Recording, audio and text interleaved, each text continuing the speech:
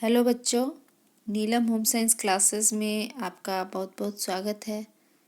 आज हम कक्षा 10 के चैप्टर आहार आयोजन के बारे में चर्चा करेंगे। यहाँ पर भोजन प्रत्येक व्यक्ति के लिए नितांत आवश्यक है। भोजन मनुष्य को संतुष्टि के साथ साथ उसके शारीरिक वृद्धि एवं विकास में सहायक होता है। भोजन में पाए जाने वाले विभिन्न पौष्टिक तत्व का मनुष्य के शरीर में विशिष्ट कार्यों के लिए प्रयोग किया जाता है। प्रत्येक व्यक्ति पौष्टिक तत्व एक निश्चित मात्रा में प्राप्त करता है, जो विभिन्न आयु वर्ग के लिए अलग अलग है। आज हम जानते हैं कि आहार आयोजन किस प्रकार से हमें करना चाहिए जिससे परिवार के सभी सदस्यों को उचित लाभ हो पाए। तो सबसे पहले उसका परिचय जान लेते हैं बच्चों कि खाद्य आयोजन उस प्रक्रिया को कहते हैं जिसके द्वारा प्रतिदिन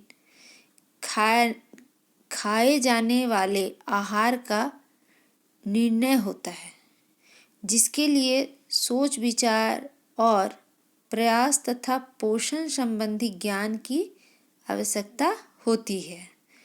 आहार प्रबंध गृहिणी के लिए एक चुनौती होती है, क्योंकि परिवार के प्रत्येक सदस्य का स्वास्थ्य एवं संतुष्ट रहना इसी पर निर्भर करता है। गृहिणी जब अपने कर्तव्य का भली भांति निर्वहन करने में सफल होती है तो स्वयं भी उत्साहित एवं संतुष्ट होती है। समझ गए बच्चों? आगे देखते हैं व्यवहारिक ज्ञान कैसा होना चाहिए एक गृहिणी का, कि खाद्य योजना बनाते समय गृहिणी को व्यवहारिक ज्ञान होना अति आवश्यक है। एक व्यक्ति के लिए खाद्य आयोजन आसान है, किंतु एक परिवार के लिए यह उतना आसान नहीं होता क्योंकि परिवार में कई व्यक्ति होते हैं जिनकी उम्र, स्थिति एवं क्रियाशीलता अलग अलग होती है। यही नहीं, प्रायः हर व्यक्ति के शरीर के अनुसार पौष्टिक तत्वों की मांग अलग अलग होती है। चूँकि प्रत्येक व्यक्ति के लिए अलग अलग भोजन नहीं बन सकता, अतः आहार आयोजन करते समय सब सदस्यों की आवश्यकताओं को ध्यान में रखने की जरूरत होती है। यह तभी संभव है जब हमें इस बात की पूरी जानकारी हो कि खाद्य योजना क्या है और इसका आयोजन कैसे किया जाता है। इसका ज्ञान गृहिणी को होना चाहिए। इसके साथ ही परिवार की आवश्यकता, समय तथा उपलब्ध धन का भी ध्यान आहार आयोजन बनाते वक्त रखना आवश्यक होता है। खाद्य आयोजन बनाते समय यह भी ध्यान रखा जाना चाहिए कि परिवार के सभी 10 सदस्यों की भोजन संबंधी आवश्यकताओं की पूर्ति के साथ साथ उनकी रुचि के अनुसार उन्हें संतुष्टि भी प्राप्त हो सके। इसके लिए आवश्यक है कि आहार आयोजन करने वाले एवं आहार बनाने वाले को पाक कला एवं पोषण विज्ञान का ज्ञान हो, क्योंकि भोजन पकाना मात्र ही एक काफी नहीं, भोजन को आकर्षक ढंग से परोसना भी आना चाहिए। आकर्षक ढंग से परोसा गया भोजन खाने की इच्छा भी जगाता है तथा भोजन के प्रति आकर्षण बढ़ाता है। गृहिणी को आहार बनाते समय परिवार के सदस्यों की राय लेनी चाहिए तथा इनकी रुचियों का निर्वहन करना चाहिए। दैनिक आहार कैसा होना चाहिए उसे जानते हैं। सर्वप्रथम खाद्य योजना बनाते समय पौष्टिकता एवं आहारीय मात्रा का पालन करना चाहिए। इसके लिए विभाजित प्रस्तावित दैनिक आहार दर्शिका की सहायता लेनी चाहिए। भारत की नीति में निम्नलिखित तालिका सुपाच्य मानी जाती है। आगे देखते हैं बच्चों, खाद्य योजना की आवश्यकता। खाद्य योजना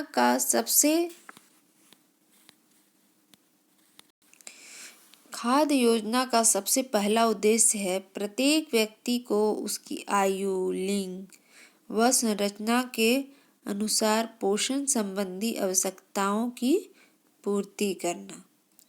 यही आहार आयोजन का प्रथम कारक भी है। जब हम परिवार के लिए खाद्य आयोजन बनाते हैं तो आर्थिक स्थिति विशेष रूप से महत्वपूर्ण हो जाती है।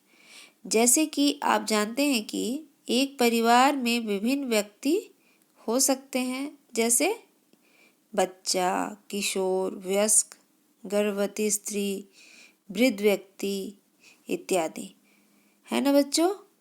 हम सभी जानते हैं कि प्रत्येक व्यक्ति की अपनी अपनी पोषण संबंधी आवश्यकताएं होती हैं।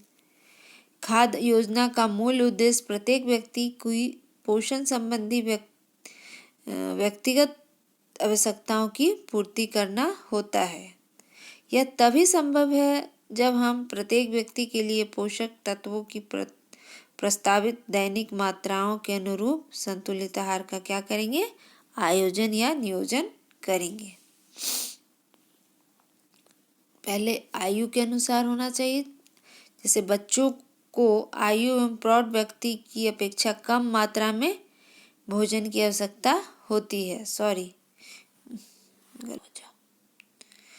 परंतु पोषक तत्वों की जरूरत ज़्यादा होती है क्योंकि वे अधिक क्रियाशील होते हैं एवं उनका शरीर विकास निरंतर होता रहता है। भोजन से उन्हें केवल शक्ति एवं गर्मी ही प्राप्त नहीं होती बल्कि उनका शारीरिक विकास भी होता है। खेल कूद में अधिक शक्ति का ह्रास होता है। 1 वर्ष का बालक एक युवा के बराबर भोजन करता है। उसके भोजन में निर्माण तत्व प्रोटीन की अधिक आवश्यकता होती है। बाल्यावस्था में वृद्धावस्था में शारीरिक संवेदनशीलता बढ़ जाती है, जिनके कारण सुरक्षात्मक तत्वों की आवश्यकता भी अधिक हो जाती है। वृद्धावस्था में कम भोजन की आवश्यकता होती है क्योंकि शारीरिक परिश्रम कम हो जाता है एवं पाचन क्रिया भी कमजोर हो जाती है, इसलिए ऊर्जा का आवश्यकता कम हो जाती है ना बच्चों। अब हम लोग पढ़ते हैं लिंग के अनुसार। स्त्री को पुरुष की अपेक्षा कम भोजन की आवश्यकता होती है, समझे बच्चों, क्योंकि उनकी लंबाई एवं भार पुरुषों की अपेक्षा कम होती है। स्त्रियों की क्या होती है, पुरुषों की अपेक्षा लंबाई और भार कम होती है। उन्हें शारीरिक परिश्रम भी कम करना पड़ता है, परंतु गर्भावस्था में स्तनपान की आवश्यकता से उन्हें पोषण की आवश्यकता भी बढ़ जाती है। ठीक है, अब आते हैं मौसम। मौसम क्या है, वो भी बहुत बड़ा कारक होता है खाद्य आयोजन के लिए। ठंडे प्रदेशों में रहने वाले व्यक्तियों को गर्म प्रदेश में रहने वाले व्यक्तियों की अपेक्षा अधिक भोजन की आवश्यकता होती है क्योंकि शरीर तापमान को बढ़ाने के लिए उन्हें कैलोरी की आवश्यकता होती है। ठीक है, उनका भोजन में वसा एवं प्रोटीन की मात्रा क्या होनी चाहिए, अधिक होनी चाहिए, जिससे उन्हें क्या प्राप्त होगा, ऊष्मा। उष्ण प्रधान देशों में कार्बोहाइड्रेट अधिक प्रयोग किया जाता है। जाड़े में के मौसम में भूख अधिक लगती है। अधिक भोजन के लिए उनके शरीर भोजन किए जाने के कारण शरीर का भार भी क्या हो जाता है, बढ़ जाता है। इसलिए ऐसे मौसम में घी, मक्खन, मेवे आदि खाने की इच्छा होती है। गर्मी के मौसम में तापमान उत्पन्न करने वाले भोजन कम पचते हैं, भूख कम लगती है एवं शरीर का भार कम हो जाता है। सर्दियों के मौसम में अधिक ऊष्मा के लिए अधिक ऊर्जा की आवश्यकता होने के कारण ही अधिक भोजन की आवश्यकता होती है।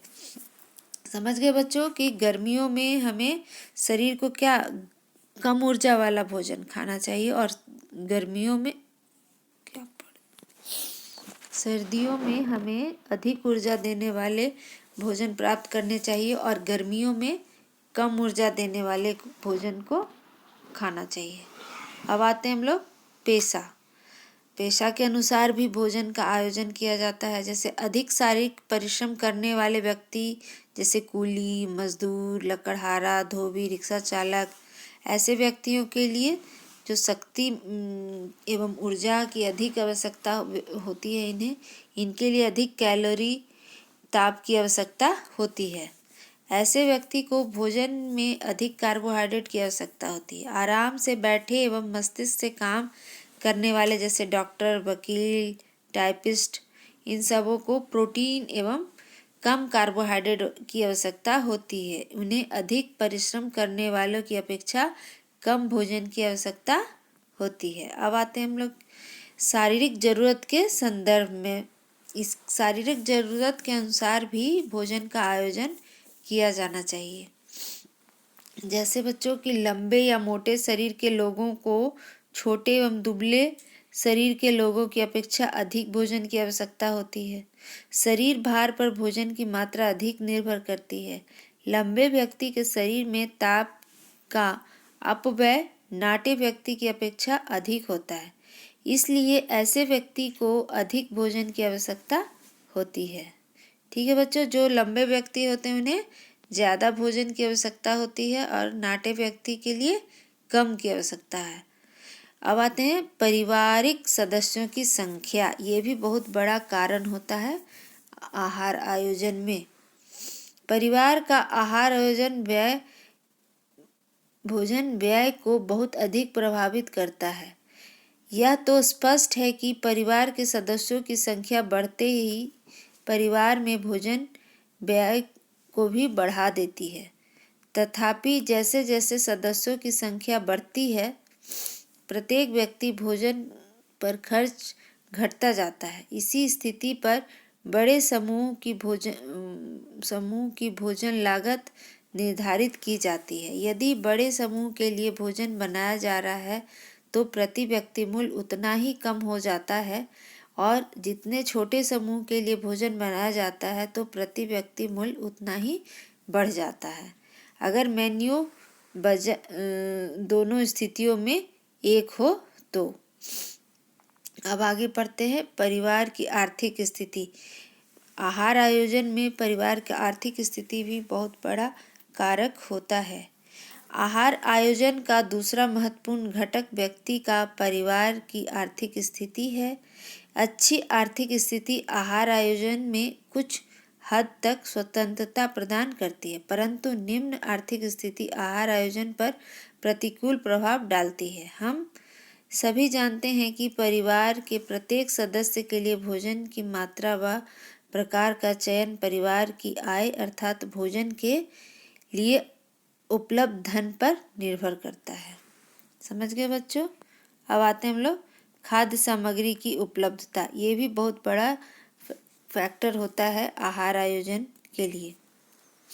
खाद्य पदार्थ की उपलब्धता भी आहार आयोजन को बहुत हद तक प्रभावित करती है या यह दो तरह से आहार नियोजन को प्रभावित करती है। पहला, क्षेत्र आधारित खाद्य उपलब्धता लोगों के लिए खाद्य पदार्थ की प्रति अभिरुचि विकसित करती है एवं दूसरा है खाद्य उपलब्धता आहार नियोजन की सीमा को निर्धारित करती है। उदाहरण के रूप में समुद्री क्षेत्रों के लिए लिया जाए, इस क्षेत्र के लोग को समुद्री खाद्य पदार्थ आसानी से सस्ते कीमत में उपलब्ध होती है, इसलिए ये लोग क्या करते हैं, समुद्री खाद्य पदार्थों की आदत भी होती है इन्हें और चाहत भी।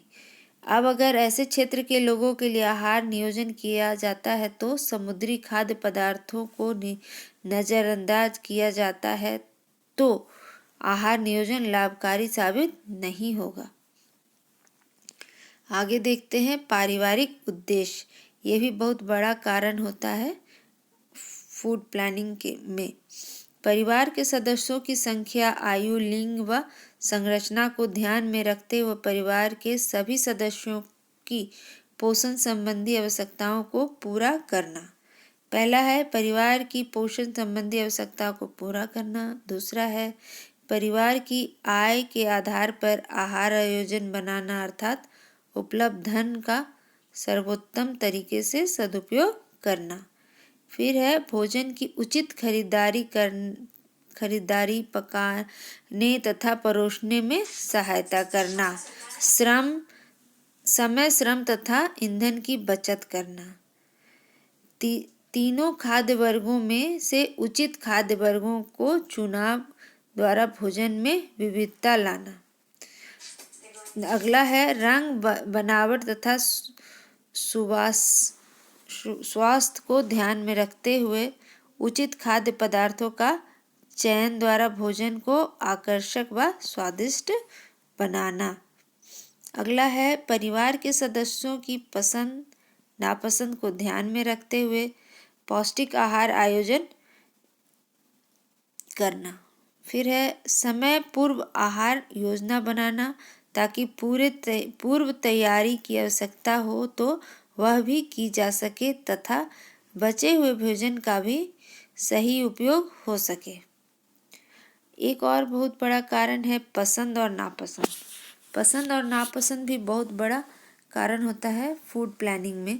आहार आयोजन को प्रभावित करने वाला एक और महत्वपूर्ण कारक आहार पसंद या स्वीकृत है।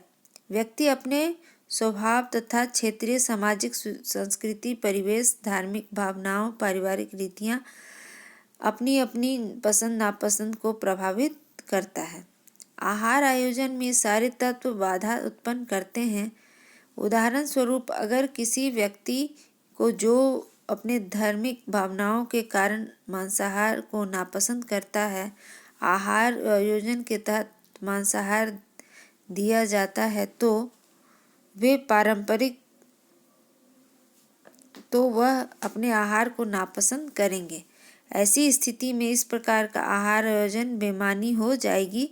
इसलिए आहार नियोजन में पारंपरिक व क्षेत्रीय विशेष धार्मिक मान्यताओं के अनुरूप खाद्य सामग्रियों को शामिल करना एवं व्यक्तिगत अभिरुचियों का ध्यान में रखना भी आवश्यक एवं अनिवार्य होता है। ठीक है बच्चों, अगले वीडियो में हम आगे पढ़ेंगे। आज के लिए इतना ही। बाय।